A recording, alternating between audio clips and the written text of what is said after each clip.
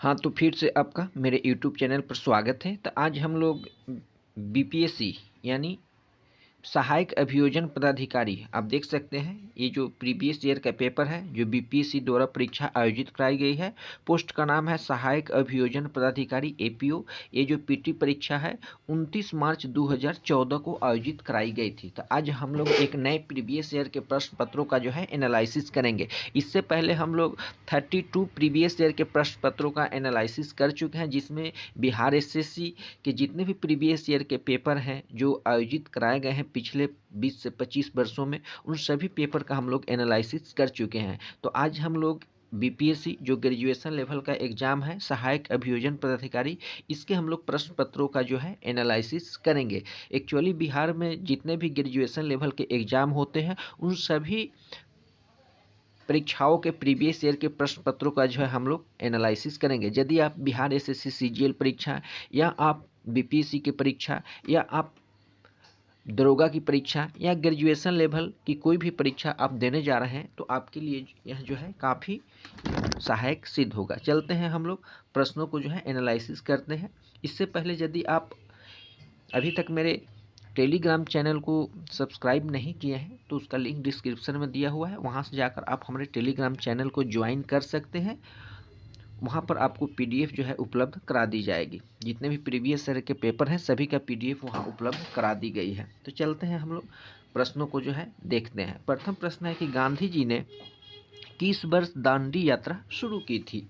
तो महात्मा गांधी जो हैं ये दांडी यात्रा जो है 1930 में स्टार्ट किए थे, लेकिन अब बताते हैं कि 1930 में कब किए थे। तो 12 मार्च 1930 को इन्होंने दांडी यात्रा निकाली थी और यह जो यात्रा उनकी है 6 अप्रैल 1930 तक चली थी। यानी टोटल यात्रा यहाँ पूछता है कि कितने दिनों तक था, तो 24 दिनों की जो था इनका यात्रा चला था।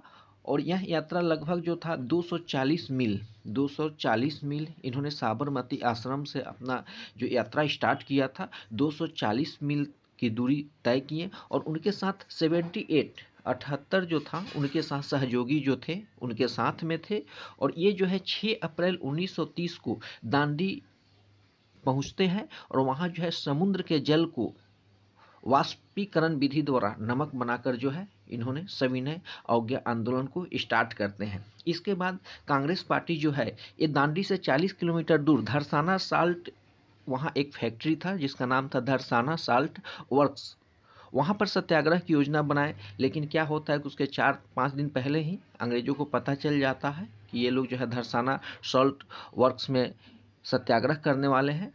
उससे 4-5 दिन पहले जो है महात्मा गांधी की गिरफ्तारी कर ली जाती है। तो ये प्रश्न परीक्षा में पूछा जाता है। सविनय अवज्ञा आंदोलन कब स्टार्ट हुआ, कब से कब तक चला, उनके साथ कितने साथी साथ में गए थे, ये यात्रा कितने किलोमीटर की थी और फिर इन गांधी जी की गिरफ्तारी कब हुई और कहाँ पर हुई। चलते हैं हम लोग नेक्स्ट प्रश्न को देखते हैं। भारतीय राष्ट्रीय कांग्रेस की स्थापना किस वर्ष हुई थी? तो भारतीय राष्ट्रीय कांग्रेस की जो स्थापना है 1885 में। भारतीय राष्ट्रीय कांग्रेस की स्थापना जो है आपका 28 दिसंबर 1885 को हुई और इसके जो संस्थापक थे A.O. ह्यूम थे। और भारतीय राष्ट्रीय कांग्रेस का जो प्रथम अधिवेशन हुआ था वो गोकुलदास संस्कृत महाविद्यालय में हुआ।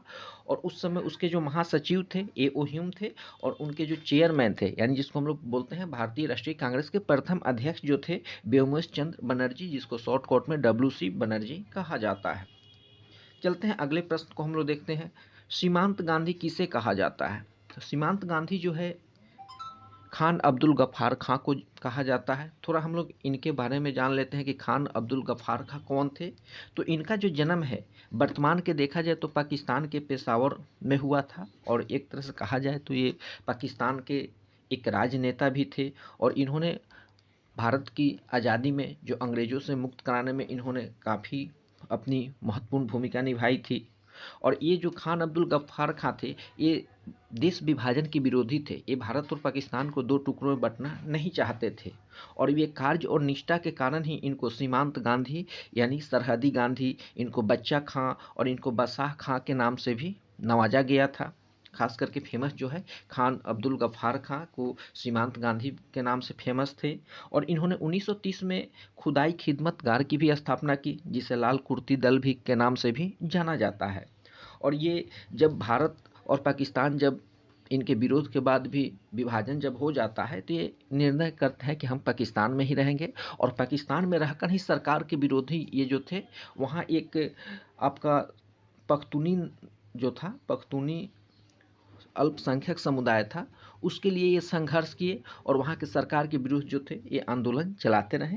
अंततः सरकार जो है 1988 में इनको नज़रबंद कर देती है पाकिस्तान की सरकार, और फिर इनकी मृत्यु जो है 20 जनवरी 1988 को पेशावर में ही हो जाती है। चलते हैं हम लोग अगले प्रश्न को देखते हैं। 6ठी शताब्दी ईसा पूर्व में बिंबिसार कहाँ पर राज्य करता था? तो बिंबिसार जो है मगध साम्राज्य में राज करता था। मगध जो था 16 महाजनपदों में से एक था। इसकी राजधानी जो थी गिरिब्रज, जो वर्तमान का आज राजगीर है, जो नालंदा में स्थित है।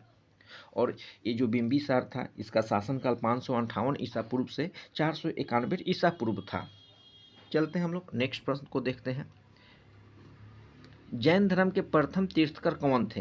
तो जैन धर्म के जो प्रथम तीर्थकर थे ऋषभदेव थे। जैन धर्म में टोटल जो थे आपके 24 तीर्थकर हुआ करते थे। इसमें आपके प्रथम तीर्थकर जिन्हें ऋषभदेव और इनको आदिनाथ के नाम से भी जाना जाता था, और इसके जो अंतिम तीर्थकर थे, जो 24वें तीर्थकर थे, वे आपके महावीर स्वामी थे, और 23वें तीर्थकर जो थे पार्श्वनाथ थे। तो ये 3 तीर्थकर प्रथम, 24वें और 23वें बार बार परीक्षा में जो है पूछा जाता है। अगले प्रश्न को हम लोग देखते हैं।